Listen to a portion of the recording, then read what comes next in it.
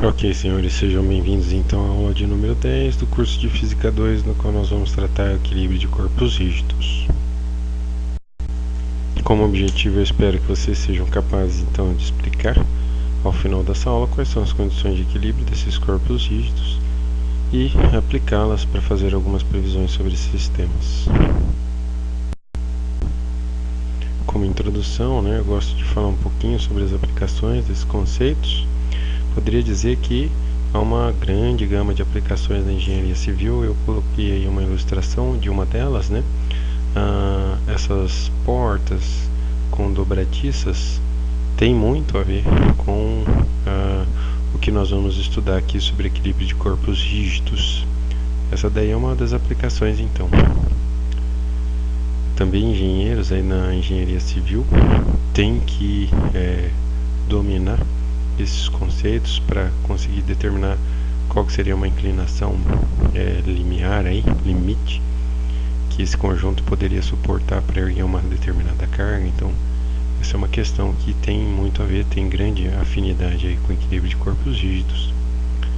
O pessoal da informática também precisa dominar esses conceitos se forem, por exemplo, trabalhar com programas que vão fazer aí a projeção e simular o comportamento físico de sistemas que são projetados aqui. Isso tem muito a ver com a indústria 4.0, Com esses softwares se podem testar aí propriedades físicas como resistência de materiais e tal. E isso tudo graças a esse conhecimento que a gente vai ver aí ao longo dessa aula. Então aqui também tem um outro exemplo, uma ilustração de um sistema de transmissão construído com um software dedicado para esse fim, que mostra que também para os profissionais de informática os conceitos de equilíbrio de corpos rígidos podem vir a ser fundamentais. Então, de maneira geral, eu gostaria de resumir assim: o pessoal da metalurgia vai precisar conhecer para determinar propriedades físicas de existência dos materiais que eles vão utilizar. E na informática, no design e na implementação de softwares dedicados a projetos de engenharia e jogos. Também em jogos é muito importante dominar esses conceitos.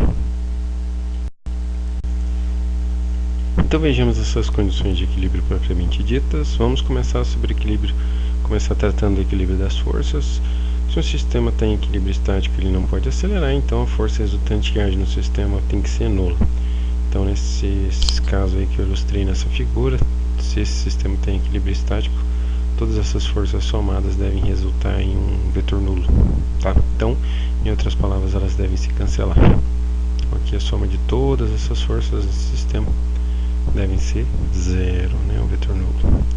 Também vamos ter que considerar o equilíbrio dos momentos de força ou torque. Então, como o sistema vai estar em equilíbrio estático, ele não pode girar. Se for assim, então o momento de força ou torque resultante deve ser nulo. Ou, em outras palavras, se nós somarmos todos os torques que estão agindo aí no sistema, então a soma deles deve ser um vetor nulo. Eu achei interessante de ilustrar nesse experimento aí, que é justamente dedicado a esse fim, mostrar o equilíbrio de corpos rígidos. Percebam então que esses maçores aqui acoplados a essas polias estão produzindo um torque no final das contas. E se esse sistema vai se equilibrar, então no final das contas esses torques, esses momentos de força, todos aí, quando forem somados, devem se anular. Moral da história então: para que ocorra equilíbrio estático, a força resultante que age no sistema deve ser nula e o torque resultante deve ser nulo. E pessoal, por incrível que pareça, isso é tudo que a gente precisa saber de teorias a respeito. Agora é só a gente aplicar. Então nós vamos ver alguns exemplos e vocês vão fazer alguns exercícios em sala sobre isso. Então vejamos um exemplo aí para a gente praticar esses conceitos. Nós vamos tentar determinar aqui a força F aplicada nesse fio que está mantendo esse conjunto em equilíbrio e as reações nesse apoio A que sustenta aí a viga. São conhecidos o peso da viga, 20 newtons, e o comprimento dela, que é de 20 centímetros. Então esse é um diagrama esquemático aí do sistema. E nós vamos começar então escolhendo o sistema de referência, mas ele é colocado aí, ele é centrado no eixo em torno do qual o sistema pode girar, então ele deve vir aqui no ponto A, tá? Bom, agora que a gente já fez isso, nós podemos desenhar um diagrama de forças. E aí, bom, a gente já então considerou, já foi informado aí o valor da força peso, que é a primeira força que a gente sempre desenha, né? E depois vem as forças de contato. Bom, a viga está em contato com o fio que transmite aquela força F, então a força F vai estar aplicada aqui nessa direção e sentido. E agora, como a viga está sob a ação da força gravitacional, ela empurra esse apoio para baixo, que reage com uma reação denotada por R2 para cima. Então essa aqui é mais uma força agindo na viga. Percebam que essa força F tem uma componente na direção horizontal que aponta para a direita, que faz com que essa viga puxe o apoio para a direita. Por reação, então, esse apoio vai produzir uma força que vai apontar para a esquerda, que eu denotei por R1, reação 1. Ok. Então, já desenhamos aí todas as forças de contato, né? A viga está em contato com o fio e com o apoio. Do contato com o fio surge essa força F, do contato com o apoio surgem essas reações. Então, agora a gente já pode fazer o seguinte: a força F não está alinhada com o sistema de eferência, então ela deve ser decomposta. Então, ela vai ter uma componente na direção horizontal e uma componente na direção vertical aqui. Tá? Essa componente na direção horizontal, eu acho que é mais evidente que ela é determinada pelo cosseno, né? Então o cosseno de 60 vai ser o cateto adjacente, que vai ser essa componente, pela hipotenusa, que vai ser a força F. Então a componente horizontal vai ser simplesmente o produto da força F pelo cosseno de 60, então meio de F, né? Já a componente vertical, acredito que tem uma sutileza aí, a gente poderia, para deixar mais evidente, representá-la aqui na extremidade da componente horizontal, para deixar mais claro que ela está ocupando a posição de um cateto oposto a um triângulo retângulo com um ângulo interno de 60 graus. Então ela vai ser determinada pela função seno, né? O seno desses 60 graus seria então essa componente vertical dividida pela força. Então essa componente seria o produto da força por 160, que seria aproximadamente 0,9F. Então já fizemos a decomposição das forças, agora a gente vai aplicar as condições de equilíbrio. Vamos começar pelo equilíbrio das forças. Bom, se a força resultante é nula, né, se a soma de todas as forças é nula, então a soma das forças na direção x tem que ser nula e a soma das forças na direção y tem que ser nula.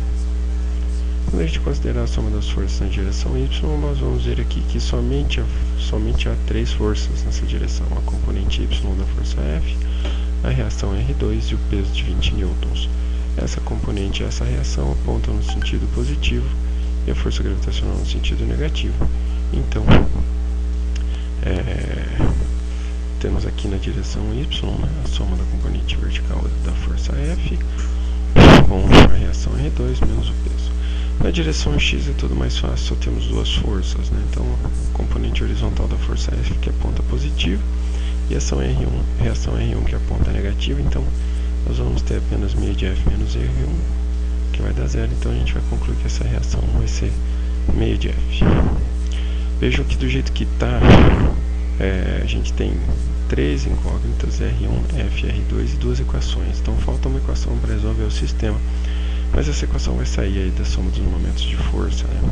E agora que eu queria destacar a vantagem do método do braço de alavanca, ele vai ser automaticamente aproveitado aqui quando a gente fizer a decomposição das forças, tá? Então aqui, por exemplo, o braço de alavanca, né, relativo ao movimento de força da componente vertical da força F, vai ser o próprio comprimento da viga, porque a força já vai estar perpendicular aí à direção, então essa distância já vai ser o braço.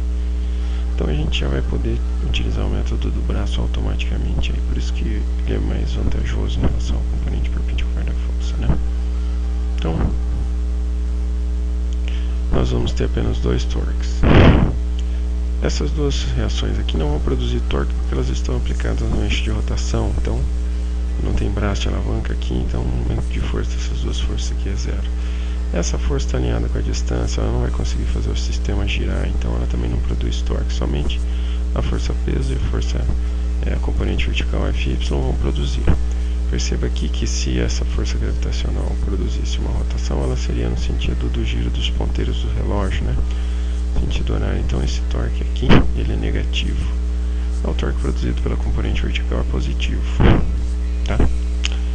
Esse torque então vai ser negativo e vai ser o produto da força pelo braço, mas aqui o braço, que é a distância da origem ao ponto de aplicação da força, vai ser metade do comprimento da viga. Aqui o braço desse outro momento vai ser o tamanho da viga, né? Então nós vamos ter na soma dos torques, que o torque produzido pela componente vertical vai ser positivo, o torque produzido pela força peso vai ser negativo. Bom, mas então esse torque vai ser o produto dessa força pelo braço de alavanca, que vai ser o próprio tamanho da viga.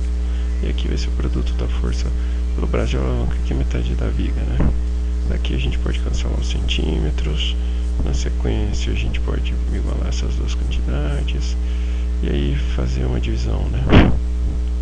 Então, quando a gente multiplicar aqui o 20 por 0,9 vai dar os 18.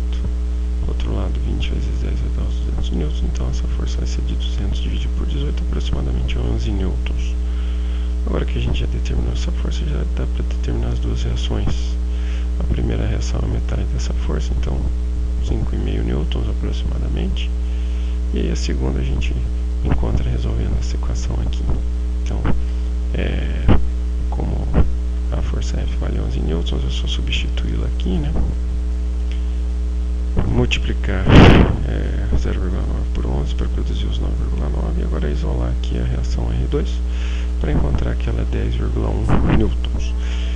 Então, com esse exemplo eu encerro essa primeira aula. Vou ficar à disposição dos senhores para que vocês me procurem nos horários de atendimento para a gente tirar as dúvidas. Fiquem de olho no Moodle para esse exercício. Até a nossa próxima videoaula. Muito obrigado.